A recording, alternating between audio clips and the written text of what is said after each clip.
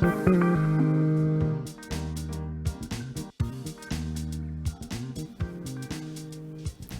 Back after the break. और अब कुछ बात कर लेंगे क्रिकेट के हवाले से, क्योंकि जनूबी अफ्रीका ने 3 मैचेस पर मुश्तमिल T20 सीरीज के पहले मैच में पाकिस्तान को 55 रन से शिकस्त देकर सीरीज 0 से बर्तरी हासिल कर ली है।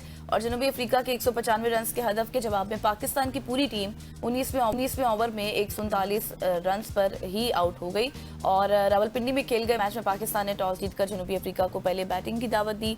जनूबी अफ्रीका ने 20 ओवर्स में 9 विकेटों पर 194 रन बनाए, जबकि रेजा हैंड्रिक्स की बात करें तो उन्होंने 60, जॉर्ज लैंड की बात करें 36 और डिजोजी की बात करें तो 33 रन के साथ वो नुमाया रहे। जबकि पाकिस्तान की जानिब से मोहम्मद नवाज ने 3, साइब अयूब ने 2 विकेट हासिल की, जबकि शाहीन आफरीदी की बात करें और इब्रार अहमद और नसीम शाह ने एक विकेट लिए। बिल्कुल ऐसी इसी में बात करने के लिए senior sports journalist Faizan Lakhani साहब हमारे साथ मौजूद है। Faizan, so much for joining us. Faizan भाई, मेरा सवाल थोड़ा सा आउट ऑफ बॉक्स है। तकरीबन 1997 से आज तक मैं क्रिकेट कवर करते आ रहा हूँ। जब बच्चा होता था ना तो वेस्ट इंडीज में हमारी टीम जाती थी, रात को 2-3 बजे टेस्ट मैच स्टार्ट होता था, हम उसको देखा करते थे। Sir, from that time till now Pakistan team ऐसी ही है, मतलब सी कैटेगरी, डी कैटेगरी, पता नहीं उससे भी पीछे वाली कैटेगरी की टीम से हार जाती है, और जब जीतना हो तो ऑस्ट्रेलिया और इंग्लैंड और इंडिया को हरा देती है। ये हमारे क्रिकेट में बेहतरी क्यों नहीं आ रही सर?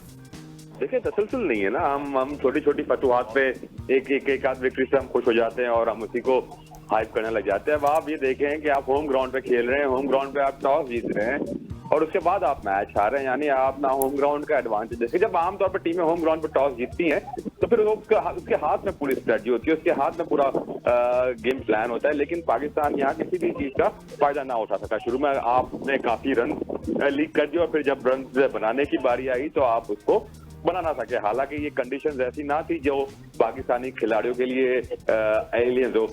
इसी कंडीशंस में इन्हीं प्लेयर्स ने जब PSL होती है तो 200 रन का भी टारगेट चेज किया, 250 रन भी इसी ग्राउंड पे इन्हीं प्लेयर्स ने बनाया। बट कल प्रॉब्ली हम ये कहें कि चारों शानचित हुए तो गलत ना होगा और टोटल ये कहें कि मायूस कुन कारकर्दगी पाकिस्तान टीम से। लेकिन फैजान साहब, हम देख रहे हैं, अगर मैं गलत नहीं हूं तो अल्ट्रा एग्रेसिव अप्रोच के बावजूद पाकिस्तान के जो बैटर्स हैं वो अपनी इनिंग्स में आप ये कह लें कि डॉट बॉल्स हमें औसतन जो है वो खेलते हुए नजर आ रहे थे। तो सवाल ये पैदा होता है ना कि फिर ये फार्मूला हमें काम क्यों नहीं करता हुआ नजर आ रहा? हमारे खिलाड़ी सिर्फ बाउंड्री हिटिंग पर इंतजार कर रहे हैं या फिर सिंगल लेने का आर्ट ही भूल गए हैं आप? देखिए, यही चीज हमें एशिया कप में भी नोटिस की थी और इस पर बात हुई थी कि या तो हम डॉट बॉल खेल रहे हैं या हम चौके छक्के मारने की कोशिश कर रहे हैं। जब आप डॉट बॉल खेल रहे होते तो उसके बाद आप पे प्रेशर आ जाता है कि आप ऐसे बॉल को भी हिट करने की कोशिश करें जो शायद मेरिट ना करता हो चक्का चौका।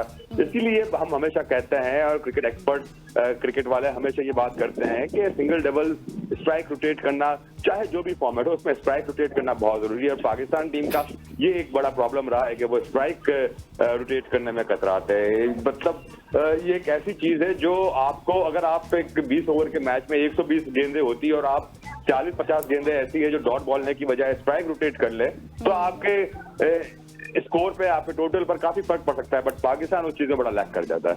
बिल्कुल ऐसे ही फैजान साहब, आप काफ़ी अरसे से, हम बल्कि आपको सुनते आ रहे हैं, आपके जो कॉलम्स पढ़ते आ रहे हैं, आपकी रिपोर्ट्स देखते आ रहे हैं, उसके बाद हमने भी अपनी स्पोर्ट्स जर्नलिज्म की। लेकिन मुझे ये बताइएगा कि पाकिस्तान टीम में तसलसल क्यों नहीं है?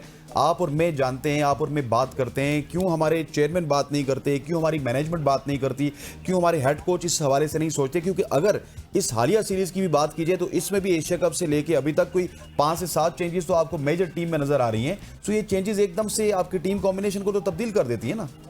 देखिए, चेंजेस हुई है बट देखिए, प्लेयर का काम तो खेलना है ना। अब हाँ, यहाँ पे स्ट्रेटजी पे आप क्वेश्चन ये जरूर कर सकते हैं कि जो प्लेयर ओपनिंग पोजीशन का है आप उसको 5वें नंबर पर लाके खिला रहे हैं। आपने हारिस के साथ भी यही किया और ये चीजें टीम मैनेजमेंट के देखने के कौन प्लेयर किस पोजीशन के लिए ज्यादा सूटेड है, उसको कहाँ खिलाना है। बट ये प्रोफेशनल्स हैं, इन प्लेयर्स को इस बात की भारी मैच फीस मिलती है, भारी मुआवजे मिलते हैं, इनको इनके जो कॉन्ट्रैक्ट के पैसे वो काफी बड़े अमाउंट इनको मिलती है। तो इनको भी परफॉर्म करना चाहिए। जो टीम मैनेजमेंट की एक्सपेक्टेशन होती है उसके मुताबिक जो प्लान इनको दिया जाता है उनके मुताबिक खेलना है। जो तसलसल की जो आप बात कर रहे हैं, ये पिछले 20 सालों में हमें क्यों नजर नहीं आ रहा, उसकी सबसे बुनियादी वजह ये है कि हमारे प्लेयर्स डोमेस्टिक और खासतौर पर रेड बॉल क्रिकेट, देखिए अगर आप रेड बॉल क्रिकेट में आप मन जाएंगे ना तो फिर आपके लिए व्हाइट बॉल क्रिकेट भी कोई मसला नहीं होगा। जो गेम अवेयरनेस आपको सेशन बाय सेशन गेम खेल के मैच खेल के जो आपको फर्स्ट क्लास क्रिकेट में, रेड बॉल क्रिकेट में जो गेम अवेयरनेस आपको मिलती है, वो फिर आपको हर फॉर्मेट में मददगार साबित होती है। और यहीं पर हम लैक करते हैं कि जो गेम अवेयरनेस में हम मारे जाते हैं। लेकिन फिजान साहब, कल भी ना मैच शुरू होने से पहले जब इस वक्त ही हम बात कर रहे थे तो पिच से रिलेटेड हमने डिस्कशन की थी, तो कल वाकई ऐसा महसूस हुआ जैसे जब पाकिस्तान बॉलिंग कर रहा था तो बैटिंग पिच लग रही थी, लेकिन जैसे ही पाकिस्तान बैटिंग के लिए आया तो वही पिच बॉलिंग ट्रैक बन गई। ये कौन सी ऐसी टेक्नोलॉजी है आप समझते हैं जो शायद अभी तक सिर्फ हमारे खिलाफ ही काम कर रही है? यही है कि हमारी बारी में पिच बदल जाती है। हम अक्सर मजाक में कहते हैं कि हमारी बारी में पिच बदल गई। बट आई मीन यहाँ पे अगेन वही जो मैंने शुरू में बात की थी, आप टॉस जीत रहे हैं, आप होम ग्राउंड पे खेल रहे हैं, आप ऐसी कंडीशन में खेल रहे हैं जिसके बारे में आपको पूरी महारत हासिल है, फिर भी आप उस चीज का एडवांटेज नहीं ले पा रहे, तो फिर यहाँ पे आप में ही कोई प्रॉब्लम है। बिल्कुल ऐसी। अच्छा फैजान भाई, कल रावलपिंडी में मैं मौजूद था, कुछ दोस्त हमारे कराची से भी यहाँ पे आए हुए थे। यकीन मानिए कि तिल रखने की जगह नहीं थी और ओवर क्राउडेड था सारा ग्राउंड। और जब बाबर आजम आए उनके हवाले से नारे भी लग रहे थे और ये आमतौर पे पाकिस्तान के तमाम तर ग्राउंड्स में होता है। लेकिन एक बार फिर बाबर आजम आउट हो गए। जो फैक्टर आप बता रहे हैं रेड बॉल क्रिकेट, वो अभी तक नहीं खेल रहे, ना हनीफ मोहम्मद ट्रॉफी में, ना वो हमें कायद-ए-आज़म ट्रॉफी में नजर आ रहे हैं। उनकी फॉर्म भी उस तरह से बहाल नहीं हो रही। एक सिर्फ 9 रन की दूरी पे थे रोहित शर्मा के, उनको वापस लाना और एक बार फिर उनके फेलियर के हवाले से आप क्या कहते हैं? देखिए, कल बाबर तो लेट डाउन किया। फैंस कल जिस तरह नारेबाजी कर रहे थे बाबर के लिए, वो भी ज्यादा मायूस होंगे। फैंस भी देखना चाहते हैं कि बाबर एक बड़ी इनिंग खेले, बाबर स्कोर करे, उनका बल्ला फिर से रन बनाना शुरू करे। तो ये चीजें तो बड़ी मायूस फैंस के लिए। आपने देखा कि किस तरह से जो पिछला जो टेस्ट, जो आखिरी टेस्ट था, जब बाबर और रिजवान दोनों विकेट में मौजूद थे और पाकिस्तान की इनिंग थोड़ी डगमगा रही थी, तो फैंस को उम्मीद थी। सोशल मीडिया पे भी अगर आपने डिस्कशन देखी तो हर फैन ये कह रहा था कि अगर बाबर और रिजवान जम जाए तो वो पाकिस्तान को वो मैच जितवा सकते हैं। मैं दूसरे टेस्ट की बात कर रहा हूँ, लेकिन ऐसा नहीं हो सका और दोनों ने लेट डाउन किया। और फिर आज भी, कल भी, गुज़िश्ता शब भी बाबर ने लेट डाउन किया। बड़े प्लेयर है, इस बात में कोई शक नहीं है, और बड़े प्लेयर के लिए जो क्लास होती है वो तो हमेशा रहती है, फॉर्म आने जाने वाली होती है। तो उम्मीद है कि बाबर आजम आपकी फॉर्म बहुत जल्द बहाल होगी और दोबारा वो उसी तरह रन करने करेंगे। बट इसके लिए बाबर आजम को भी रियलाइज करना पड़ेगा कि उन्हें अपने एरियाज पर, अपनी वीकनेसेस पर और अपनी जहां वो लैक करे वो काम कर रहे हैं। और ये काम करने के लिए सबसे बेहतरीन जगह डोमेस्टिक क्रिकेट है। तो फिजान साहब, शाहीन की बॉलिंग पर भी तबसरा कर दें, उनकी बॉलिंग को क्या हो गया? सभी के साथ देखिए, शाहीन हो या कोई और हो, बाबर हो, अब ऊपर से लेके पहली पोजीशन से लेके 11वीं पोजीशन तक, पहले बॉलर से लेके छठे बॉलर तक, हर किसी के साथ ही आप ये कहें कि प्रॉब्लम हो रहा है। कंसिस्टेंसी वाला मसला है। और हम बात यही है कि हम स्ट्रेटजी के साथ नहीं जा रहे, हम अपोनेंट को टारगेट नहीं कर रहे। हम अपनी चीजें जरूर कर रहे हैं कि हमसे ये हो जाए, हमसे हो जाए, बट अपोनेंट कहाँ फंस रहा है उसके मुताबिक स्ट्रेटजी नहीं कर रहा है। तो ये चीजें तमाम ही टीम को लैक करवा रही है। बिल्कुल ऐसी। लास्टली फैजान भाई, मुझे बताइएगा, मोहम्मद रिजवान के हवाले से सुना है उन्होंने अपनी अभी तक सेंट्रल कॉन्ट्रैक्ट के ऊपर साइन नहीं किया और वजाहत मांगी है कि मुझे T20 क्रिकेट से क्यों बाहर निकाला गया।